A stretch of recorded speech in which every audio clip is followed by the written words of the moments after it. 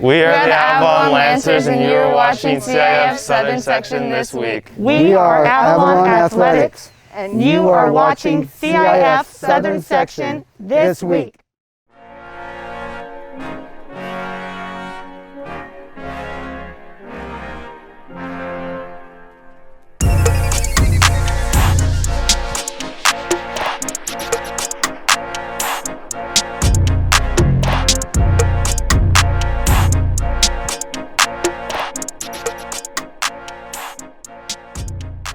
What's up, everybody? Welcome to episode 3 of the CIF Southern Section this week, presented by Future Elite Academy. I'm AP. And I'm Jacob Noel. We've got a great show ahead of us today. Jacob, break it down for them. So we have a super fun segment of CLA versus the world where our very own AP and Danny took on Luka Lovrich and Marcus Sebastian from the Calabasas boys tennis team, and they had a great match of doubles tennis. Hey, I didn't pull any muscles, nor did Danny. It was an amazing experience playing against those guys. They're great players. You're gonna have to let the tape roll to see exactly what happened and how it all unfolded.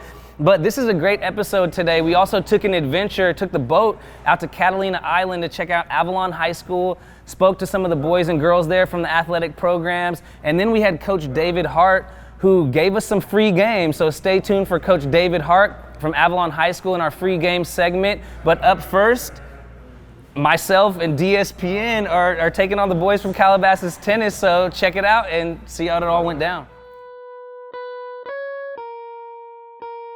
One set of doubles coming right up. Hey, stay tuned. You. Hey. Hey.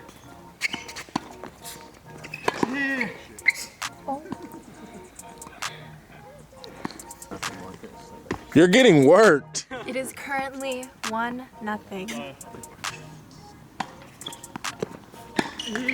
All right, we got a point. 15-30.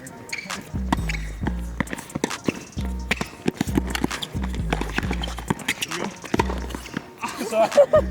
That was a good idea. 2-0 Calabasas.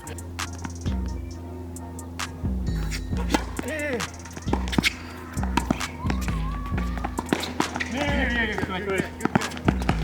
Danny, you. Hey, What's happening? this is what exasperation looks like. He's drowning in sweat. Oh, it's my serve too. Stay tuned for this. I might get it in, I might not. Where do I stand? You, Danny. I got it over, got it in, but that doesn't cut it against these guys.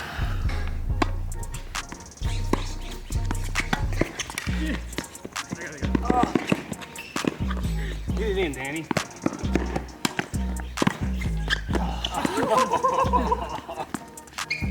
You, Danny. I got it. Smash that. That's it. Good. You see this? 2 in a row. That's ESPN. We'll be playing best of 3, AP and Danny versus Marcus and Luka. Let's see how this plays out. Wow, he did that. Hey! Let's go!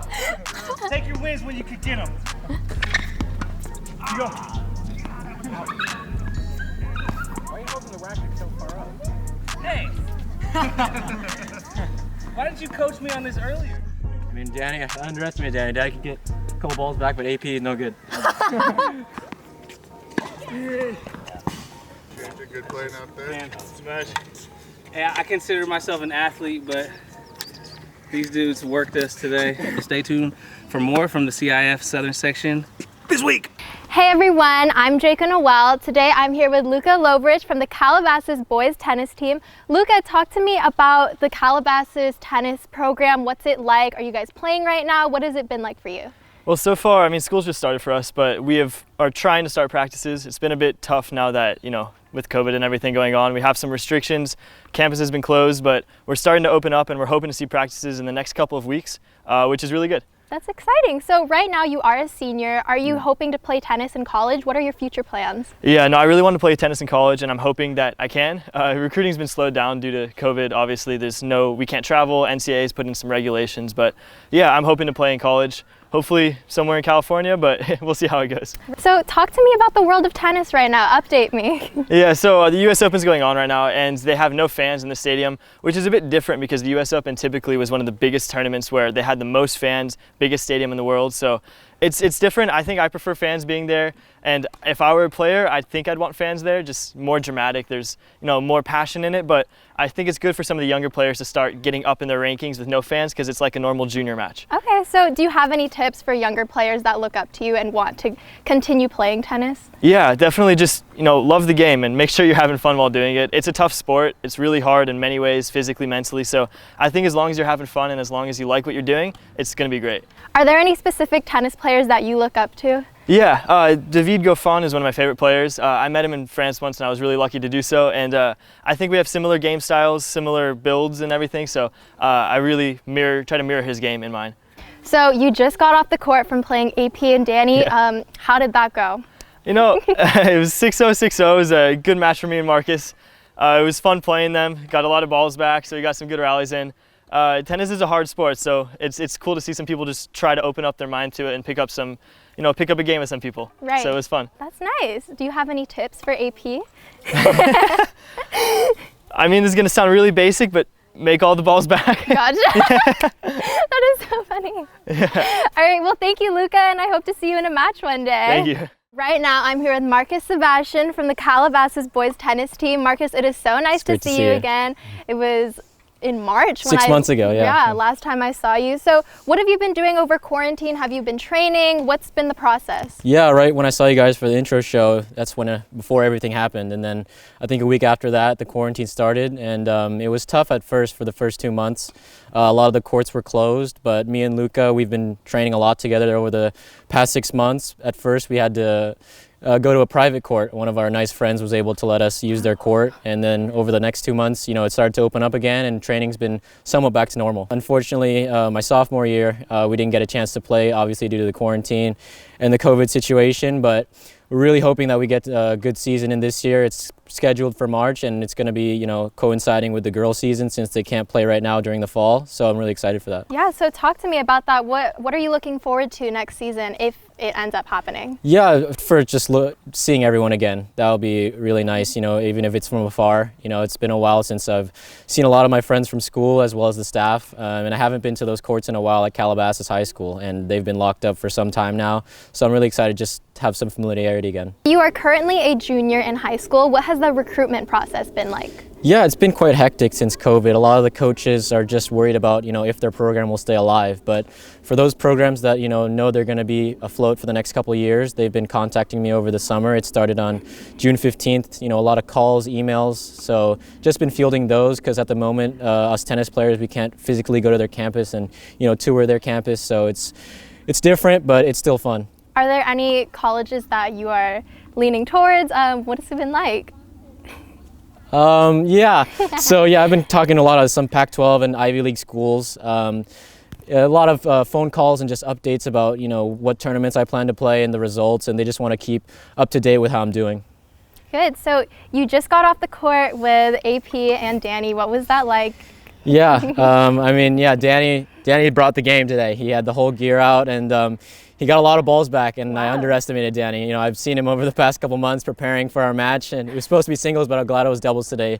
AP brought a lot of fun to the match. Oh, lots of good things about Danny, but I don't know about AP. I wanted to shout out, the Calabasas staff, as Luka said, and Gerald and Josh. I hope they're doing well. I haven't seen them in a long time, and I just want to wish them the well.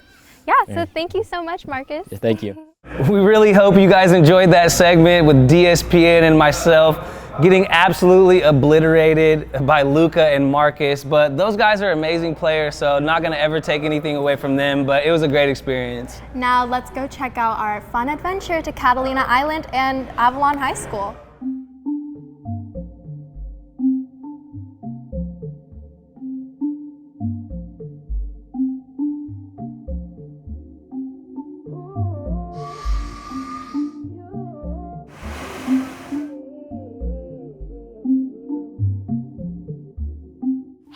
everyone, Jake and Noel. Welcome back to CIF Southern Section this week. Right now, I'm currently at Avalon High School on beautiful Catalina Island, and I'm here with some lovely ladies from Avalon High School. Go ahead and introduce yourselves. Hi, I'm Nayeli. I'm a senior and I run cross country and I play soccer. Hi, I'm Lizette. I'm a sophomore and I play volleyball, basketball, and softball. Hi, I'm Virginia. I'm a junior and I play volleyball, basketball, and softball. Hi, I'm Hannah. I'm a junior and I play volleyball, basketball, and softball. Wow. So as you can see, they are very talented multi-sport athletes. So to get to know each other a little bit better, we will be playing the most likely to game. So does everybody understand how to play this? I'm basically going to ask a question and you guys will point to the girl that you think correlates best with the question. So should we get started? Yeah? Yeah. Okay. So let's start. Most likely to forget their equipment to practice. Why do you guys say that? Because it's Hannah. Has that happened before? Maybe a couple times. Most likely to sleep in on game day. Probably you. Has that happened before? Yeah. Oh. Most likely to cheat while conditioning. I don't think any of us would do Oh, that. wow. They're hard workers. Good to see. Or they don't want to rat each other out. We'll see. Most likely to complain about traveling far to a game. That's a good. Me? Yeah. Do you guys like traveling? No, yeah, traveling's pretty cool. What are your favorite parts about traveling? The boat ride. The boat ride, yeah. That's nice. Okay. Most likely to binge watch a show in one day. Lizette. Most likely to be the last one on a boat for a game. Yeah, Hannah. Most likely to listen to country music. Yeah, Nayeli. Do you like country music? Okay, cool. Most aggressive during games or tournaments. Wow, I would not expect that from you. She seems so sweet. I'm not. Most likely to miss the bus for in and out. I heard you guys really like in and out when you travel to the mainland. Probably you. Me? Yeah, you lag sometimes. You get stuck with me. So you are all multi-sport athletes, right? So who is the most likely to put on the wrong uniform on the wrong game day? Yeah, Hannah. Wow. They have all their problems. So thank you girls so much for playing this game with me. I had a lot of fun and I learned a lot about you girls, specifically Hannah. But stay tuned for more of these Avalon High School student athletes.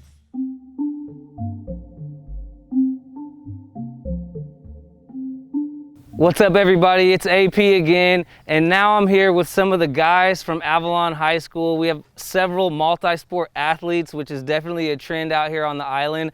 Guys, go ahead and introduce yourselves. Hi, I'm Steven. I'm a senior and I play basketball and golf.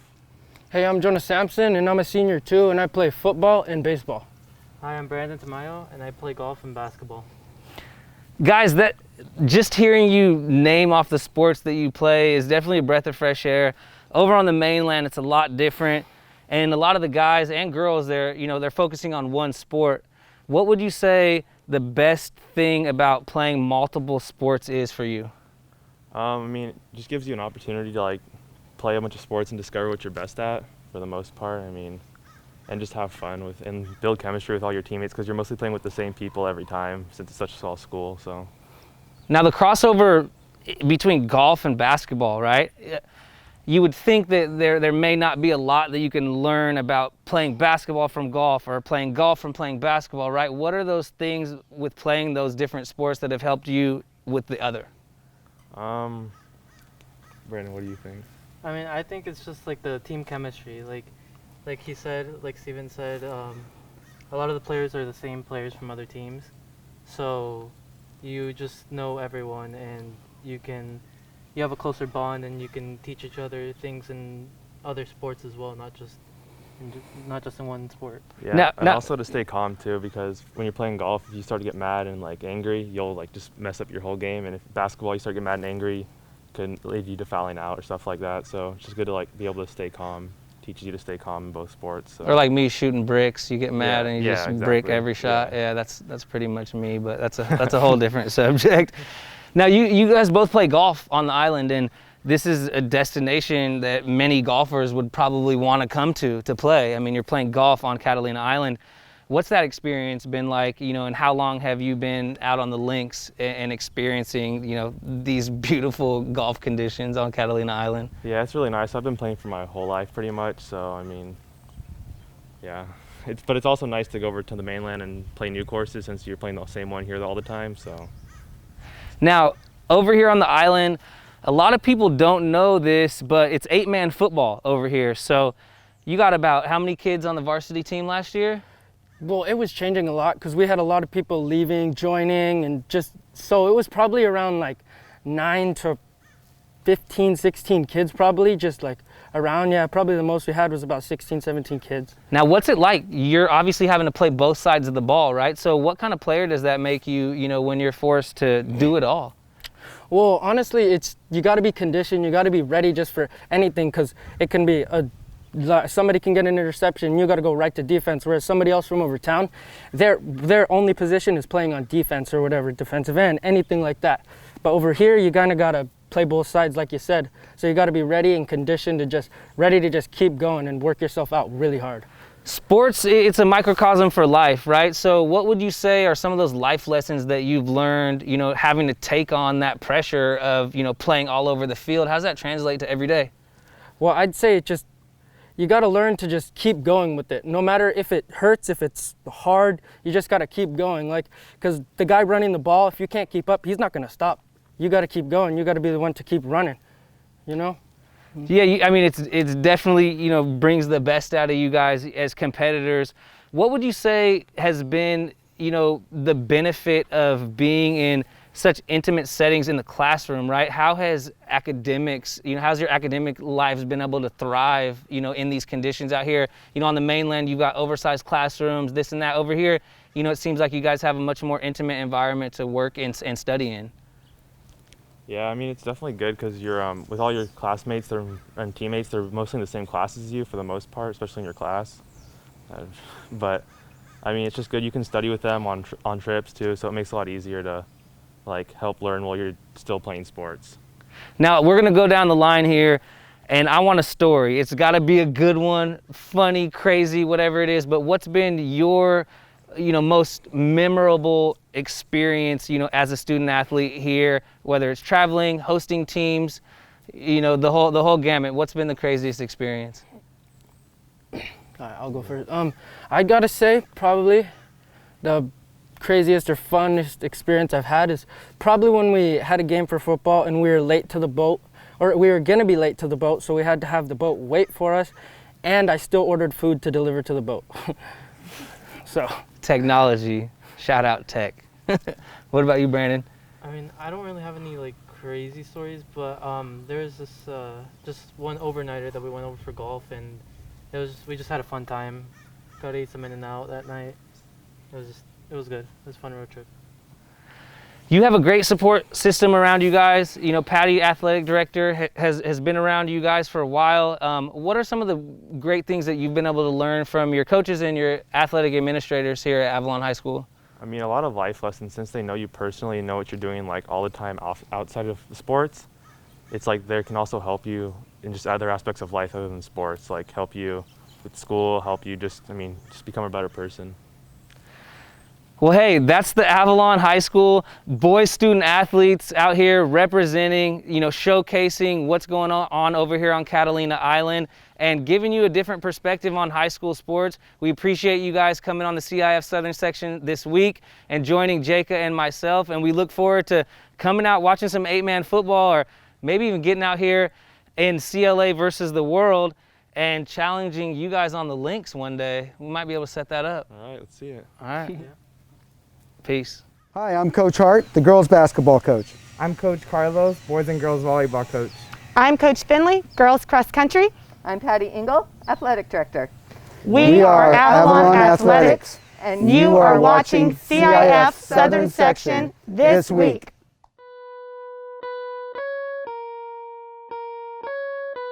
Hi, my name is David Hart. I'm the girls basketball coach at Avalon High School. This is my free game. Being at a small school, one of the things that kids always want to know is how do I get to the next level? That's real simple, especially at a small school. It starts with hard work and what you put in skill-wise. After that, being 20 years in coaching at a small school, I've not been afraid to ask universities and Division I, Division II, Division III schools what it takes to get to that level. I've sent several girls on to play at Division II colleges, Division III colleges, as well as community colleges. And the number one thing they all tell me, especially if you're coming from a small school, is whether or not, what's your GPA, what's your grade point average. Your kid's got to be at least over a 3.0. That way they know that you know how to put the hard work in. After that, it's all about your skill level. After you've got your skill level down, it's really about constantly communicating with coaches. And as a coach, if you're a small school coach, you can't be afraid to pick up that phone and call a coach up for a player if you truly believe in a player, reaching out, emailing. But the player, as a player, you yourself have to go out and do that hard work and reach out as well. Nothing more than a coach wants to know is that you really want to play for them. But after that, it's just all your hard work and your skill. Take advantage of the fact that you're at a small school and that coaches can actually focus in on you individually as a player, as well as I would say, like here at Avalon, they have more access to me than they would at a larger school. So I say take advantage of the access that you have with your coach. Let them know how excited you are to play at the next level. Let the next coach that you want to play for know how excited you are to play at their level. That's my advice. We hope you all enjoyed episode 3 of CIF Southern Section this week. I'm Jaka Noel. And I'm AP, and we're looking forward to bringing you guys episode 4, so stay tuned for another edition of the Quarantine Cook-Off and much more on the CIF Southern Section this week. Bye!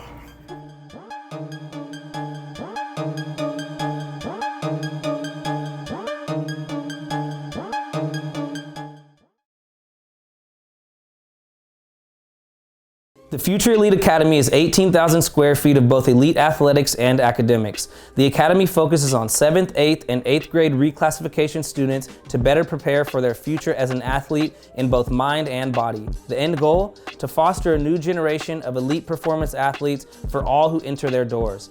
TFE also provides elite training for high school, college, pre-draft, and pro athletes from the likes of football, basketball, baseball, soccer, and more.